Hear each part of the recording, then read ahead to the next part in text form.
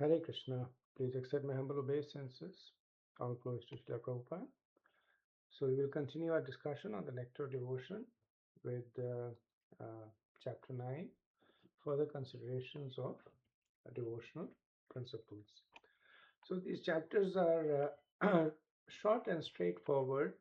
So I'm hoping to complete uh, more than one chapter, as many as I can reasonably fit, just in the interest of reducing the number of video clips. So, in the chapter 8, we had discussed the 19th item, which was essentially Seva Apran and Nam Apran. In the ninth chapter, from the 44 additional items, the discussion will be from 24 to 64. So, um, uh, uh, the 20th item, which is actually discussed in chapter 9, was already discussed as part of the previous chapter because Vaishnava Prad kind of comes along with Seva and Nama Prad. Okay, so further considerations. So we have done the first 20 items. Now the 10s are the do's, the 10s are the don'ts. Now we are discussing further considerations. Item 21, one should decorate the body with tilak, right? Specifically the um, the Urdhva Pundrak tilak that marks the body as a temple of Lord Vishnu. In marking such tilak, sometimes one may write Hare Krishna on the body. So it's auspicious to write the Lord's name, or even to get a tattoo of the Lord. It once again it consecrates the body as a temple of the Lord.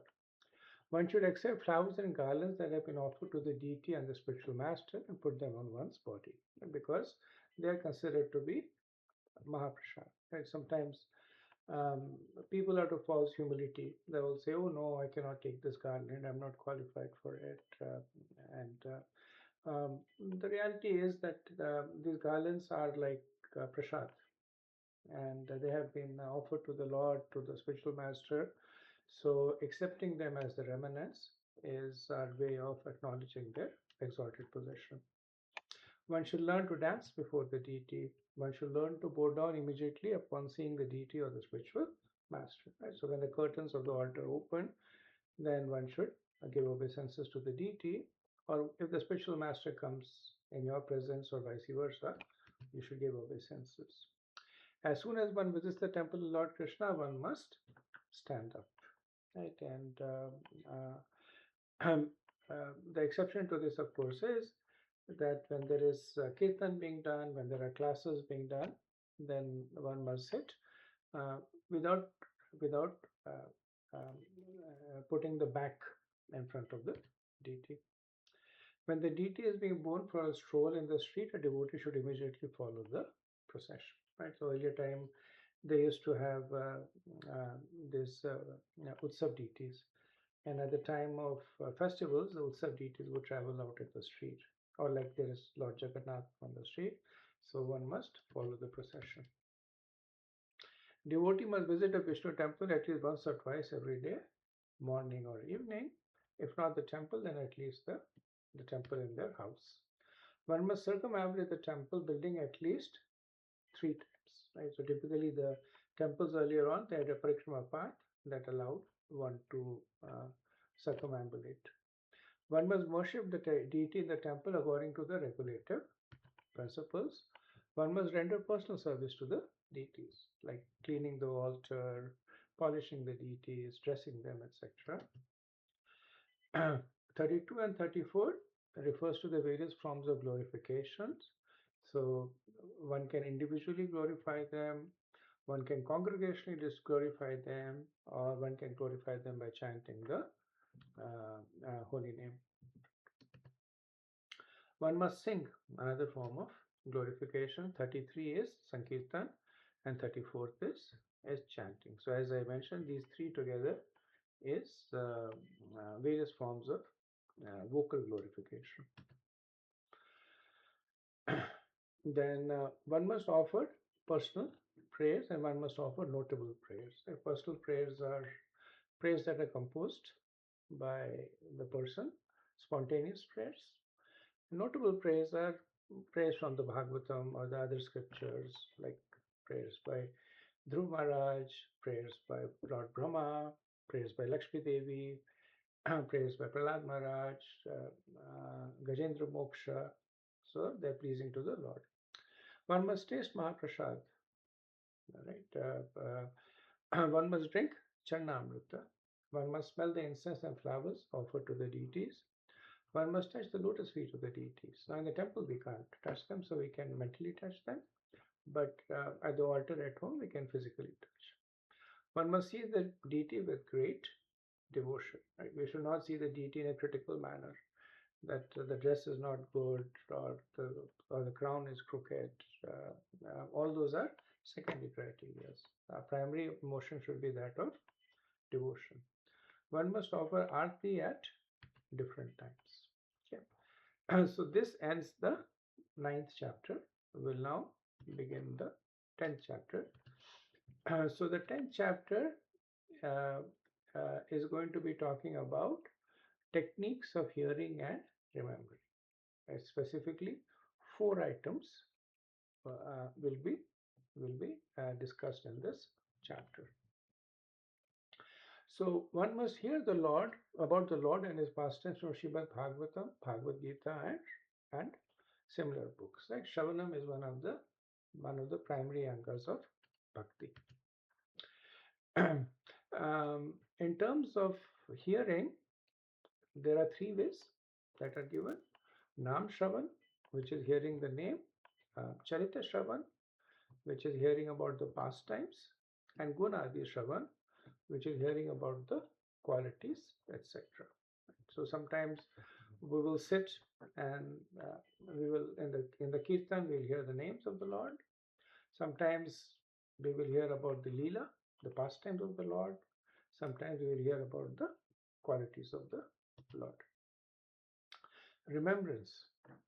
One must pray to the deity for his mercy. So this is denya. One must be appear to be humble in front of the deity, praying for his mercy. We can pray that we may make advancements in devotional life, our material entanglement reduces. One should remember the deity, right? So even when we are not in front of the deity, we can meditate on the deity smarana. One should meditate upon the deity. So meditation is a more intense form of remembrance. Then we see that 45 and 46 are similar. 45 is in a more general way. Meditation is a more concentrated way. So this brings us to the end of chapter 10. So we now are in chapter 11, which is aspects of transcendental service. So 7 items from the 44 additional items are covered, that one should render some voluntary service. And whatever it is, whether it is cleaning or whether it is doing some backup service. And 48 is one should think of the Lord as one's friend. So this is Sakhyam. Right? Now it's in to be in the stage of Sakhyam is advanced, but one should consider the Lord to be one's well-wisher. Right? And 49 is one should offer everything to the Lord. Right? So as you can see, these are all angas of bhakti. Dasyam, Sakyam, Atma, Niveda. One should offer a favorite article such as a food or garment to the deity. Right? So something that one holds dear. Like one should not think that this item is of no use to me, or the item is defective and offer it to the deity. But on the other hand, one should take something that they really prize and offer it to the deity. One should take all kinds of risks and perform all endeavors for Krishna's benefit, right? Or for the benefit of spiritual master. So we saw that in the early days of ISKCON, where Srila Prabhupada's disciples took all kinds of risks. They traveled to unfavorable countries. They went without money just to please to fulfill the instruction of the spiritual master. In every condition, one should be a surrendered soul. That even if there is adversity, even when things are not going the way, then also the mood should be one of surrender. One should pour water on Tulsi tree. Okay. So this gets us to the end of chapter 11. Chapter 12 is further aspects of transcendental items. So here these 11 items, 54 to 64, are discussed. 54 is one should regularly hear Srimad Bhagavatam and similar literature. Right? And we see there is some repetition that there was an initial injunction for Charitadi or for Shravanam, and this kind of is similar to that. 55 is one should live in a sacred place like Mathura, Vrindavan, or Dwarka. Like item 7 was visiting, and this is more for living. And if we cannot live in a sacred place, we can make our house a sacred place. One should offer service to Vaishnavas. Right? That's an important aspect of sadhana Vedic bhakti is serving Vaishnavas. One should arrange his one devotional service according to one's need. So what this means is that one should not become too extravagant. So if somebody has the ability to spend $100, but they commit to spending $1,000, and then they begin to resent the commitment, or they try to walk back from it, or they put themselves in a lot of anxiety for it. So because at this stage the devotees are still practicing devotees, the understanding is that one should serve within their means. It also means that one should not skimp too much. That if one is very opulent, but they give just a little bit. Like I remember when we were collecting for the new temple in Potomac, one couple who were very, very, very, very opulent, and they contributed $11 to the temple, right? So um, um, even that is not recommended. In the month of Kartik, one should make arrangements for special services. So special service, because Kartik is dear to the Lord, so something in terms of kirtan or recitation of the Bhagavatam or Mahaprasad. So something to celebrate this special month of the Lord. During Janmashtami, one should observe a special service, right? So just like Ekadashi, Janmashtami is a favorite of the Lord, and the recommendation is that something special. Sometimes devotees chant extra rounds, sometimes they go out preaching, sometimes kirtan. So just to celebrate this special day. So now we come to the last 5 items, which are considered to be the most potent aspects of bhakti. One should do whatever is done with great care and devotion for the deity. Right. So the first item is Arch Vigraha Seva. Right. One should worship the deity with great care and devotion. One should relish the pleasure of Bhagavatam reading amongst devotees and not amongst outside. Right. So this is Shastra Seva. Right? That Bhagavatam reading has been emphasized several times over, and it is re-emphasized over here with the additional injunction that it should be amongst devotees. So one should not attend professional Bhagavatam reciters. One should not read Bhagavatam with those who are not favorably inclined to a devotional service. But on the other hand, one should relish, one should make it a habit to relish Bhagavatam, and includes Bhagavad Gita also, with devotees. One should associate with devotees who are considered more advanced. So this is Vaishnava Sangha. So one should associate in the mood of service, either serve them or do Krishna Katha. One should chant the holy name of the Lord, right? So Nam Seva, whether it is through Jap or whether it is through Sankirtan. And one should live in the jurisdiction of Mathura, which includes Vrindavan, etc. So these are the five most potent aspects of bhakti, like Archavigraha Seva, Shastra Seva or Bhagavad Seva, then Vaishnav Seva, Nam Seva, and Dham Seva. So it's mentioned that even a little bit uh, on these five items will quickly help the neophyte devotee make rapid advancements. So as I mentioned that these five items are repeated. Item 17 is serving the deity with great devotion. There are actually 18 items that talk about deity worship or devotion. 61 is the repetition of 54, which is hearing the revealed scripture. 62 is a repetition of 56, rendering service to devotees. 63, chanting the name, is a repetition of 33. And 64 is a repetition of 55. Right? So they are already been mentioned, but they have been repeated with emphasis, and there is slight different nuances there. So 19 items in the 64, they focus on deity worship, right? And I won't go through them, but just in order to get a sense of the classification of these 64 items. Then three items talk about reciting in Holy Dham, 755 and 64. Then the slight difference is that item 7 refers to visiting the holy places, whereas 55, it exclusively refers to Mathura, Vrindavan, and emphasis is living over there as opposed to just visiting it.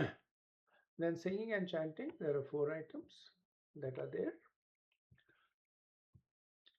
And similarly, we can see there are other items that come, and repetition is sometimes used as a way of emphasis. So that brings us to the end of the 12th chapter. So we move on to the 13th chapter, which is expanding on the 5 potent forms of devotional service. Right. So um, uh, uh, once again, repeating the 5 potent aspect is Archavigraha Seva, worshipping the deity. Then Bhagavad Seva, hearing the Srimad Bhagavatam. Then Nam Seva, chanting the Hare Krishna Maha Mantra. Vaishnav Seva, which is serving a devotee. And Dham Seva, which is reciting in Mathura. So these 5 items are so potent that a small attachment for any of these 5 items can arouse devotional ecstasy even in a neophyte. So a sadhaka, they're generally performing bhakti according to rules and regulations, not so much because of spontaneous attachment. But these 5 items, they give a glimpse of the more advanced stage of devotion, of bhava, or prema, when actually one feels ecstasy. So they will not put the person in a persistent state of ecstasy, but they will give glimpses of it. And we have all experienced that. Sometimes the kirtan is really good, and we feel very, very close to Krishna. Or sometimes when we are hearing a particular pastime, we feel very involved in it. So Srila Prabhupada, he used these 5 items as the pillars of the programs in temple. Like, so if you know, in the morning there is right after Mangalarti, which is essentially deity worship, people chant the 16 rounds, which is Nam Seva. Then after that there is a Bhagavatam class. Then there is Guru Puja. Guru Puja is essentially Vaishnava Seva. And Shringar Arti, which is the second round of the dressing of the deities, right? And he established for devotees in Mayapur and Vrindavan the ability to come and stay in the holy places, right? So we see how ISKCON on a daily basis, it provides the devotees these and access to these 5 potent aspects of bhakti. And The caution that is given is that while these items are powerful, their effect will not be there if one commits offenses. So the recommendation is that while one focuses on these five items, one diligently avoids the offenses. Right? We looked at the three categories: um, um, the offenses to the worship of the deity, the seva prad, then the nama prad, and the vaishnava prad. So one should diligently avoid them, especially vaishnava prad. So Rupa Goswami explains the result of these items are not overestimations, right? So one should not think that they are just being put there to encourage the people, but the ability for a sadhaka to taste bhava bhakti by the execution of these items is actually factual. So relation of these items to the other practices of sadhana. So some practices are not mentioned in the 64 items, like varnashram dharma, like following a varna ashram dharma, cultivation of jnana and vairagya. So uh, one may think that what is the relationship to sadhana bhakti? That when a practicing devotee, how should he deal with his varnashram dharma? How should he deal with cultivation of jnana and vairagya? So, in terms of the relationship between Varnashram Dharma and Sadhana Bhakti, Rupa Goswami first analyzes Varnashram Dharma and concludes that it is not an item of bhakti. Right? Because what Varnashram does is that it allows you to use your so one acquires a varna and ashram based on one's guna and karma. And Chaturvarnya Maya Seshta Guna Karma Vibhadasha, which is a material consideration. And bhakti focuses on the spiritual relationship with Krishna. However, for a devotee who is not fully attracted to unalloyed glorification of Krishna, one may utilize Varnashram Dharma to regulate and purify his distracting material desires. Right? So, the nature of Varnashram Dharma is that they elevate the person to the mode of piety. Now, bhakti in itself is independent of the modes, but piety can help a person in performing devotional service. Um, for instance, if a person who is pious is uh, is avoiding sinful life, is in control of the senses, is situated in terms of following the scriptures, right? They follow the do's and don'ts of the Varnashram Dharma, then the person can use that same propensity and apply it to bhakti, right? So Varnashram Dharma has the ability to purify your material desires. So it's like one less anchor holding back your spiritual boat. Prabhupada gives the example of marriage. So marriage is an item of Varnashram Dharma. It's not one of the items of the 64 items of devotional service. However, a devotee may enter Grahastha ashram in order to control their, their desires, especially their desires for a conjugal relationship. So, when the devotee is peaceful in that way, they can focus more on their devotional life. Right? So, while marriage in itself is not an anga of bhakti, but it helps the person control their lust, control their desires, and uh, frees up the person to focus on devotional service. So Varnashram activities that are aimed at one's own purification can always be offered to the Lord's pleasure. That I am now free of lust. I am now free of sinful propensity. Right? So they're considered as subsidiary items of devotional service. However, Rupa Goswami does make the point that they should not be considered to be an essential item of devotional service. So, Gyan and Vairagya. So, we discussed Varnashram and Sadhana Bhakti. Gyan and Vairagya will be discussed in the 14th chapter.